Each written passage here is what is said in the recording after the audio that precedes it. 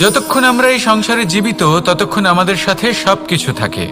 আমাদের ধন, সুখ স্বাচ্ছন্দ্য, আমাদের মিত্রগণ, আমাদের পরিবার, এই সমাজ, এই সবকিছু আমাদের সাথে থাকে। যেদিন আমরা এই সংসারকে ত্যাগ করব, এদের মধ্যে কেউ আমাদের সাথে যাবে না। না ধন, না স্বাচ্ছন্দ্য, না সম্পত্তি। এই সকল মানুষ, এই সমাজ, এরা শুধুমাত্রই শ্মশান পর্যন্ত আমাদের সাথে থাকতে পারবেন। তারপরে যদি আমাদের সাথে কিছু যেতে পারে তাহলে তা শুধুই আমাদের ধর্ম।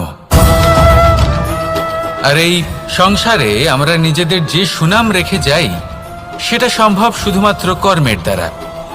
সেই জন্য সংসারে যতদিন পর্যন্ত জীবিত আছেন, যদি কিছু অর্জন করতে চান তাহলে ধর্ম অর্জন করুন, ধর্মের বিষয়ে স্পষ্টতা অর্জন করুন এবং কর্ম অর্জন করুন।